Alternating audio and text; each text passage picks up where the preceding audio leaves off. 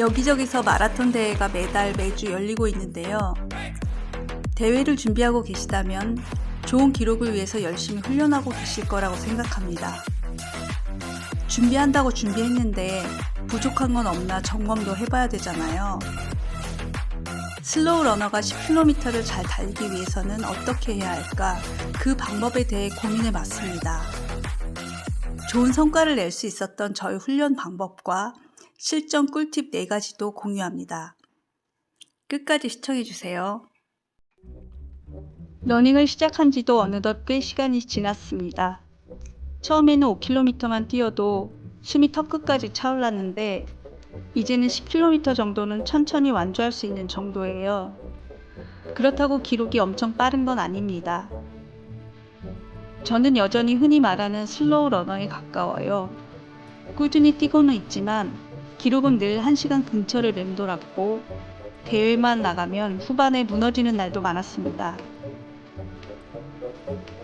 마라톤 대회 신청하고 전혀 준비하지 않고도 사실 10km는 달릴 수는 있을 거예요. 너무 힘들면 걸을 수도 있고 걷고 뛰고 하면 가능합니다. 이번 상암 바다 마라톤도 사실 신청하면서 고민이 많았어요. 주변을 보면 러닝 시작한 지 얼마 안 됐는데도 10km 50분대, 심지어 40분대를 찍는 사람들이 꼭 있잖아요. 처음에는 그런 사람들을 보면서 원래 운동 재능이 있는 사람들인가 보다라고 생각했어요. 그런데 러닝 관련 영상이나 훈련법을 계속 찾아보면서 생각이 조금 달라졌습니다. 기록이 좋은 사람들은 단순히 더 열심히 뛰는 게 아니라 다르게 뛰고 있더라고요. 예전에 저는 정말 매일 비슷하게만 달렸어요. 오늘도 천천히 5km, 내일도 천천히 5km. 숨이 차지 않는 정도로 꾸준히 뛰면 언젠가는 기록도 자연스럽게 좋아질 거라 생각했습니다. 물론 체력은 좋아졌어요. 체중 관리도 되고 스트레스도 많이 줄었습니다. 그런데 기록은 이상하게 그대로더라고요. 그래서 이번 상암 바다 마라톤을 준비하면서는 훈련 방식을 조금 바꿔봤습니다. 무작정 많이 뛰는 대신에 한 주는 인터벌 훈련을 하고 다음 주는 장거리 러닝을 넣어봤어요. 처음 인터벌을 했을 때는 정말 충격이었습니다. 목표 페이스를 맞추는 것 자체가 너무 어려웠어요. 빨리 뛰려고 하면 오버페이스가 나오고 조금 조절하려 하면 너무 느려지고 겨우 몇 세트 하고 완전히 퍼져버렸습니다. 솔직히 처음에는 역시 나 안 되나 보다 라는 생각도 들었어요. 그런데 신기하게도 2번째, 3번째 반복하다 보니까 몸이 조금씩 적응하기 시작하더라고요. 어느 정도 속도로 뛰어야 하는지 감도 생기고 빠른 호흡에도 몸이 덜 당황하기 시작했습니다. 그리고 장거리 러닝도 정말 큰 도움이 됐어요. 예전에는 10km가 너무 길게 느껴졌거든요. 8km만 넘어가도 다리가 무거워지고 정신적으로 무너졌었어요. 그런데 12km, 14km 정도를 천천히 달리는 훈련을 몇 번 반복하고 나니까 신기하게 10km에 대한 부담감 자체가 줄어들었습니다. 몸도 덜 지치고 아직 더 갈 수 있겠다는 느낌이 생기더라고요. 그렇게 조금씩 준비하면서 맞이한 상암 마라톤 대회장 분위기는 역시 특별했습니다. 이른 시간인데 이미 많은 러너들이 몸을 풀고 있었어요. 어떤 분들은 기록을 노리고 긴장한 표정이고 어떤 분들은 친구들과 사진을 찍으며 즐기고 있었습니다. 그런 모습을 보니까 저도 괜히 설레더라고요. 스타트 총성이 울리고 러너들이 한꺼번에 앞으로 쏟아져 나가기 시작했습니다. 초반에는 몸이 정말 가볍게 느껴졌어요. 대회 분위기 때문인지 평소보다 훨씬 빠른 페이스인데도 힘들지가 않더라고요. 그런데 예전 경험상 여기서 욕심내면 후반에 반드시 무너진다는 걸 알고 있었어요. 그래서 계속 스스로 속도를 조절했습니다. 이번에는 특히 호흡과 리듬을 많이 신경 썼어요. 확실히 인터벌 훈련을 하고 나니까 빠른 페이스에서도 몸이 덜 흔들렸습니다.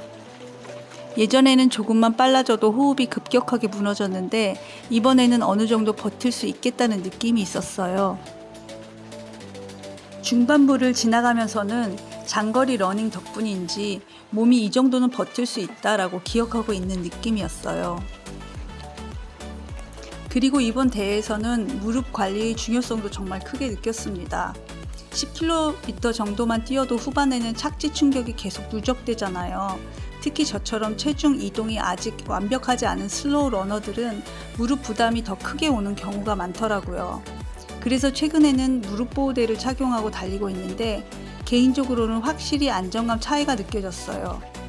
예전에는 후반만 되면 무릎 주변이 흔들리는 느낌이 있었는데 보호대를 착용하니까 착지할 때 중심이 조금 더 안정적으로 잡히는 느낌이 들었습니다.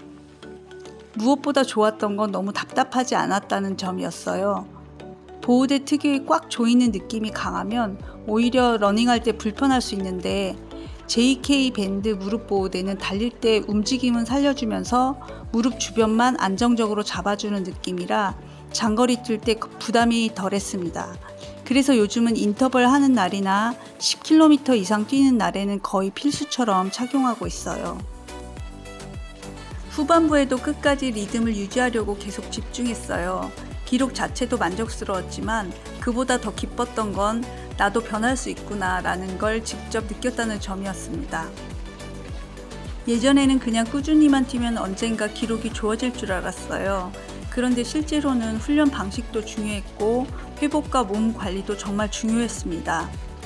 그리고 무엇보다 슬로우 러너라고 해서 기록이 안 느는 건 절대 아니라는 것도 알게 됐어요. 혹시 지금 10km 기록이 정체되어 있어서 답답한 분들이 있다면 너무 조급해하지 않으셨으면 좋겠습니다. 훈련 방식을 조금만 바꾸고 몸 상태를 관리하면서 달리니까 기록은 생각보다 빠르게 변하기 시작했습니다. 대회날 당일 실전 꿀팁 4가지. 제가 지난주 아침에 직접 현장에서 느끼고 배운 실전 꿀팁 4가지도 아낌없이 공유해 드릴게요. 첫 번째 꿀팁, 여유로운 행사장 도착입니다. 대회 당일 아침 물품 보관소에 짐을 맡기고 화장실 줄을 서다 보니까 마음이 엄청 조급해지더라고요. 심장이 급하게 쿵쾅거리는 상태로 레이스를 시작하면 100점 100패입니다. 출발 최소 1시간 전인 아침 7시 정도에는 무조건 행사장에 안착하셔야 합니다. 두 번째 꿀팁, 소화식 위주의 아침 식사입니다. 10km 뛰어야 하니까 든든하게 먹어야지 하시면 큰일 납니다. 소화되지 않은 음식물 때문에 달리는 내내 옆구리를 쥐어짜며 고통스러워한 경험이 있거든요. 세 번째 꿀팁, 한 모금 급수 전략입니다. 저는 5km 지점에 위치한 중간 급수대가 보였을 때 목이 많이 마르지 않았음에도 무조건 들어갔습니다. 그리고 물을 입에 머금고 가볍게 축이듯 반 모금 정도만 축여주었어요. 이 전략 덕분에 후반부까지 지치지 않고 달릴 수 있었습니다. 네 번째 꿀팁, 상암 바다 마라톤의 시그니처 명물 기념품 수령입니다. 사실 이 바다 마라톤은 러너들 사이에서 해마다 완주 기념품으로 멸치 한 봉지를 주는 대회로 정말 유명하거든요. 올해도 어김없이 양질의 멸치를 선물로 주시더라고요. 달리기라는 게 참 신기하죠. 처음 시작했을 땐 그저 힘들고 그랬는데 어느새 5km를 완주하고 이제는 10km라는 마라톤 대회를 목표로 이 영상을 보고 계시잖아요. 달리기는 참 멋진 매력이 있는 것 같습니다. 지난주 제가 다녀온 바다 마라톤 대회는 초반에 병목 현상을 제외하고는 친구와 좋은 추억도 되고 나를 다져줄 수 있는 계기도 되고 정말 좋았어요. 10km를 완주하고 나면 와, 나도 마음먹으면 무언가를 해낼 수 있는 사람이구나 하는 엄청난 뿌듯함과 삶을 대하는 자신감을 얻게 되실 겁니다. 제가 그 기쁨을 여러분과 함께 나누고 증명할 수 있도록 매주 유익한 콘텐츠로 찾아오겠습니다. 러닝은 결국 남과 비교하는 운동이 아니라 어제의 나를 조금씩 넘어가는 운동인 것 같아요. 그리고 그 과정이 쌓이면 어느 순간 기록도 따라오기 시작하더라고요. 오늘 영상이 도움이 되셨다면 구독과 좋아요 부탁드리고요.